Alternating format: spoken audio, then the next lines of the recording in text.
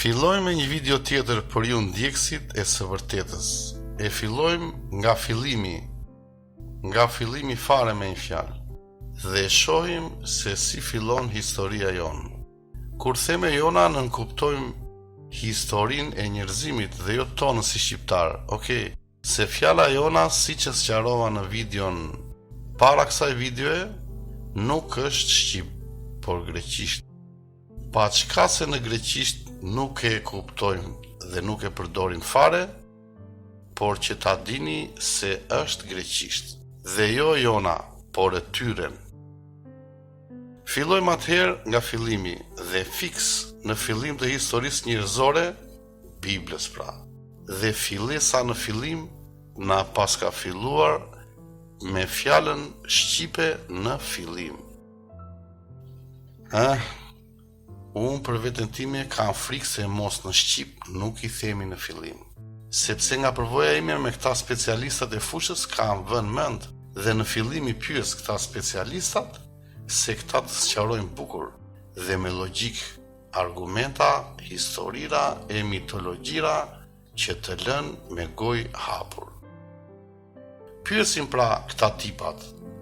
Kjo fjala në fillim pra, që na fillon fillimin e historisë e na tregon se si fillon puna pra. Qa është shqip?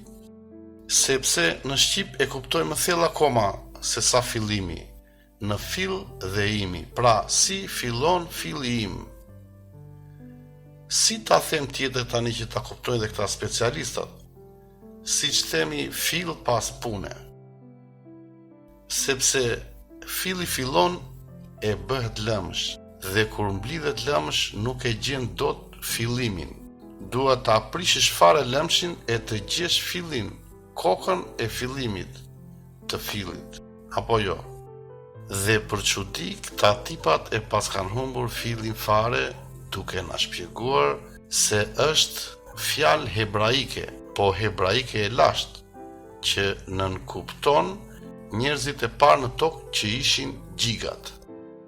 Siç më kujton kjo fjalë, më kujton gegët, po e kalojmë parë në sy të këtyre specialistave, sepse do të na mërziten këta pastaj. Pra, nënkupton, jo se është fjalë hebraisht. Pra, ata nënkuptojnë. Pra, këta tipat e paskan humbur kokën e fillit. Nuk e gjejnë dot pra fillin tim, ose në fillim. Megjithatë ata sillin argumenta se nënkuptojnë shumë mirë. Mos more. E humbëm shancin që të jetë shqip kjo në fillim. Pra, se si fillon filli im, me këtë fjalën hebraike në fillim që këta e nënkuptojnë fillimin. Bëhem kurioz dhe shkoj shpejt e mësoj për librat e këtyre hebrejve, se si na i kanë sjell e përcjell dhe përkthyer këto plaçkat që trazuan gjithë botën këtu e 2000 vjet, dhe gjej dhjatën hebraike. Dhjata hebraike quhet Tanaka, si i themi pak a shumë shqip me një fjalë, ne? Tanaka ose i ka të tana, dhe si mendje shqiptari ti mendon se kjo dhjata hebraike duhet i ketë të tana këto gjërat. Se shqiptare sapi me vlla, tani na lejohet edhe na një gabim si punë këtyre. Dhe për çudi, këtu na qenga përmbledhja e të gjithë librave hebraik që i paska të tana. Dhe paska 24 libra, të tana pra, tana ka. Unë them të bëjmë një syqor e ta kalojmë shpejt, se do t'jetë në një koincidencë koti, kjo puna e kësaj, të tana i ka. Dhe hidhem pa zhurmë te kapitullit kryesor të kësaj gjeje, që i paska të tana, dhe shikojmë. Pjesa e parë është Torah, me 5 libra. Pjesa e dytë emërtohet Nevim, me 8 libra. Pjesa e tretë emërtohet Ketuvim, me 11 libra. Tani si mendje shqiptari që jam the me vete për kapitullin e parë me 5 libra. Torah, si të ra. Këtu te ky kapitull të ra kanë keq më duket. Të ra ose Torah, e njëjta gjë. Shiko qa koincidence koti që më ndodhi mua tani. Ky kapitull pas ka ligjin gojor dhe ligjin e shkruar të hebrejve. O shqiptar, si të rajnë sot në përgjykata? Dhe ti thua, të re ligji o vlla, jo ata. Unë them se është një koincidence dhe kjo, okay.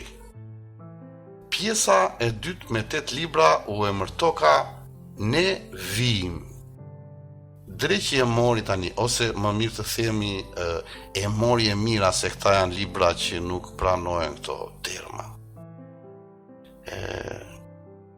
Po sikur ky kapitull të jetë me këta që vinë, se me punardhish do jetë, dhe lexoj për çfarë bëhet fjalë këtu, te ky kapitull. Shiko qa koincidence lezetshme. Ky kapitull flet për ardhjen e profetëve. Vi kanë këta tipat me një fjalë. Ne vim dhe vi kanë vërtet. Shqiptari shkret gjithmonë mendon së prapti, theme vete. Dhe vete te kapitulli tjetër. Kapitulli tjetër që emërtohet Këtu vim. Kush do na vi tani te ky kapitull? Se u bëra pak kurioz. Dhe te ky kapitull vi kanë këtu tek ne fjalët e profetëve. Këtu vin fjala pra. U bë puna çorap. Që ta merrni vesh mirë ju shqiptar, këto fjalë nuk i di askush, se si dreqin qëndrojnë aty dhe se si dreqin përkthehen, okay. Jo, po e saktësoj, prap që ta kuptoni mirë. Nuk ka gjuhëtar në këtë planet që të shpjegoj që janë dhe pse janë aty, dhe që nuk kanë kuptim në asnjë gjuhë në këtë planet. Dhe unë budallaj mendova se mos kishin kuptim në Shqip. Nuk i pyesim fare këta specialistat, sepse do të shohim në fund se si e kanë përkthyer këtë Biblën e famshme këta tipat. Mbyll librin dhe shoh tavanin. E them me vete. Gjua shqipe ka huazuar nga të gjithë dhe ne jemi kopjacët më të mëdhenj në botë. Sepse kështu na kanë thënë këta gjuhëtarët.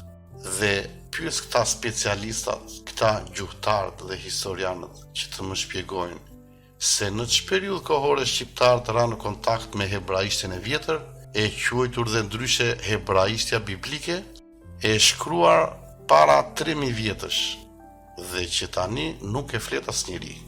Dhe ngelesh i shtangur sepse për herë të parë këta tipat u sallaret, pra, ngecin. Po ngecin fare, ama si puna jon kur ngecnim në klasë të parë me pyetjen e mësueses se a e kishin bërë detyrat e shtëpisë. E ne mundoheshim t'ia hidhnim me justifikim, koti fare. Për shembull, e kam harruar fletoren në shtëpi. Kështu pra, të dashur, këta ustallarët nuk të thonë dot as këtë justifikim kalamajsh. Sepse edhe nëse kemi huazuar këto terma, nga hebraishtja e vjetër do të thotë se kemi qenë në kontakt kur u shkruajtën këto gjërat. Pra, para 3000 vjetësh. Këto shkrime pra na datojnë 1000 vjet para Krishtit, sipas tyre. Por puna është se as hebraishtja e vjetër nuk i sqaron dot këto fjalë. Thjesht i nënkuptokan dhe i nxjerrin kuptimin, sipas këtyre specialistave prapë. Lere pastaj, kur shikon se hebrejt që gjoja njohin hebraishtjen e vjetër dhe kanë studiuar atë tërë jetën e tyre, thonë se Bibla nuk është përkthyer saktë nga ata që njihen si përkthyesit më të mirë të saj, dhe se Bibla nuk flet fare për këtë punën e Zotit. Këtu flasim për shkrime të vjetra, nga të cilat këta tipa i përkthyen dhe bën Biblën, okay. Me një fjalë, përfundimi i kësaj historie është se Bibla na qenë nga përkthyer me hamendësime, të cilat të futën si përkthime të sakta dhe pa pikë dyshimi, dhe duke u bazuar tek ajo, janë ngritur fet monoteiste, që ne i besojmë verbërisht se janë 100% të vërteta. Biles këta tipat na pas kanë bërë edhe votime se cilin përkthim do të mbajnë dhe është më i miri dhe cilin përkthim do të hedhin poshtë. Këta specialistat priftërin pra. Prandaj fshinin papiruset e i shkruanin prapë këta ustallarët, që të mos kesh shans të marrësh dot me ta. Ata skeptikët të bëjnë kërkimet e tyre e mos të më dëgjojnë mua. Të kërkojnë në çfarë periudhë kohore na kanë vendosur kë Bibël do të mbajnë dhe kë do të fshinë. Sepse nuk ka ndonjë gjë të madhe këtu. Ata thjesht bën zgjedhjen më të mirë për të mirën tënde dhe jo të tyre, okay? Kështu pra, me gjithë këto lëmsha fiesh, këta nuk munden të na hedhin poshtë frazat dhe kapitujt e shkruara në Bibël që kanë kuptim vetëm në gjuhën shqipe.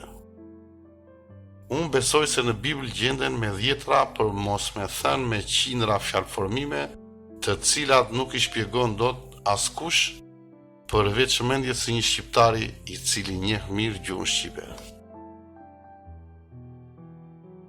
Po ju sjell një shembull tjetër përveç atyre fjalëve që i pam pak më parë. Gjeneza në shqip sot kuptojmë gjën e za ose e zë. Gjeja për gjuhën shqipe është gjithçka apo jo. Gjuha shqipe mërton gjithçka me fjalën gjë. Merre atë gjën për shembull, çfarë gjë mban në dorë, solla ca gjëra, ai më tha një gjë, e të tjera si këto. Po në hebraishtin e vjetër si është gjeneza? Gjeneza në hebraishtin e vjetër na qenë ka bërësit dhe na qenë ka përkthyer në greqisht me termin shablon Genesis. E lidhur me fjalën greke gjenis, lind, dhe harrojnë se është prapë shqip. Genesis, atë gjën pra të gjuhës shqipe. Po nuk mbaron këtu na fillon e na ndriçon gjuha shqipe. Pra, Genesis e greqishës është gjën e sit pra, atë gjën, si themi sot e shoshit, me shosh. Por këta tipat e pas kanë situr me sit, më mirë akoma me një fjalë.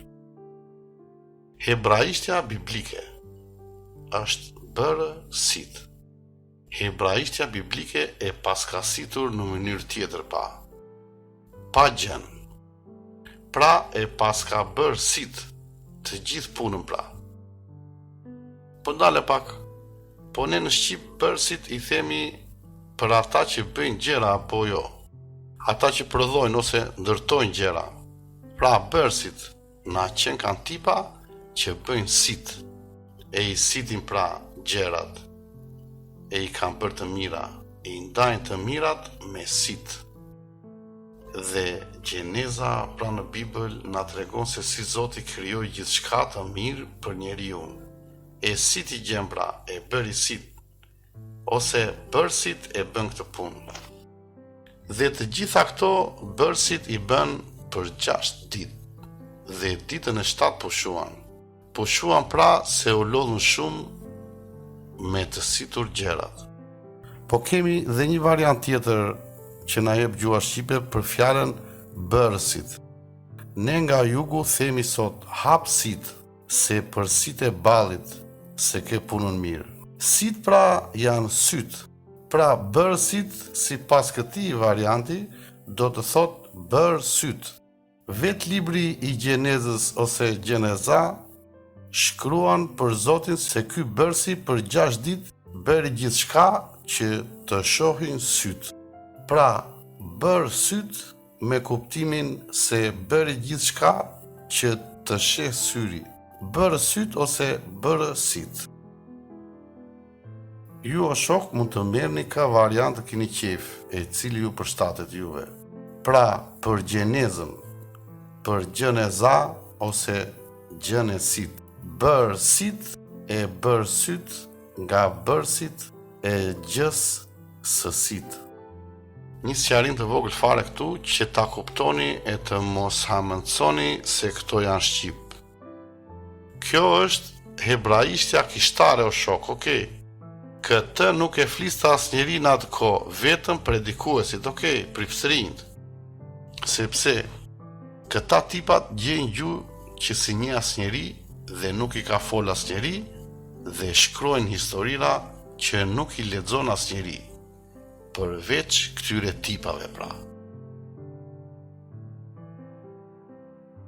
O shqiptar, vetëm ti me gjuhën tënde u nxjerr të palarat tyre tipave që kanë kopjuar shkrimet e tua pa fund dhe ti servirin ty me stilagjiu. Të kam fshirë kujtesën e ti kam bërë fjet kachurrel me teta. Ti para 3000 vjetëve veje e bëje kurban në malin e Tomorit për arsye tjetër. Ti shkon sot në Tomor për baba filanin që erdhi nga pika e semës dhe nuk kishte vend tjetër të lirë në Shqipëri të nguleshin këta baballarët dhe u ngulën në malin e Tomorit, sepse vendet e tjera ishin të zëna me të mbjella dhe u ngulën me një detyrë për të fshirë e për të rrafshuar trurin që ai vend të harrohet dhe që ti të harrosh fillimin tënd dhe të merresh me lëmshat e këtyre specialistave. Shikoni tani kur të dali një mori tipash me komente plot dritë këtu, sepse po ju shajmë zotat e tyre, Biblën, dhe këta të tjerët që kanë ngritur piramidat e Errës duke u bazuar tek Bibla. Po nuk jam unë askushi që ta vini me mua njerëz të mirë e të gënjur nga lëmshat e fijeve të këtyre specialistave. Është gjua shqipe që i nxjerr gjitha këto, jo unë. Okej. Pra, këta i bën dhe i sitën gjërat, jo për ty o njeriu mirë, ata i kanë situr gjërat për veten e tyre, duke të vjedhur ty gjithçka që kishe. Prandaj, për qindra vjet nuk të lanë as të shkruaje as të lexoje, sepse këta tipat po i sitnin gjërat e tua dhe u duhesh pak kohë që të shkëpuste dijen ndër brezat e rinj. Vetëm ti mundesh, vetëm ti që flet shqipi armiku i tyre i vetëm. Shumë nga ju do të thonë se këto janë rastësira dhe gomarliqe. Po, kështu them edhe unë. Po diçka nuk shkon këtu e njerëz. Po kur rastësirat bëhen me qindra dhe me mira, si i vete halli? Dhe si ka mundësi me gjithë gjërat më me spec që ka ndodhur në këtë planet, dalim ne me gjuhën tonë që i kuptohemi djallëzirat. Sa mira rastësira duhet të ndodhin akoma që ti të hapësh arsyen ose syrin e artë. Sidoqoftë, do të pasojnë video të tjera të cilat do të sillin rastësira që nuk mbarojnë. Dhe të gjitha këto ndodhin vetëm me gjuhën shqipe. Rastësira me fjalë për këto po flasim, të cilat nxjerrin vazhdimisht të palarat e këtyre specialistave. Deri atëherë, mirupafshim.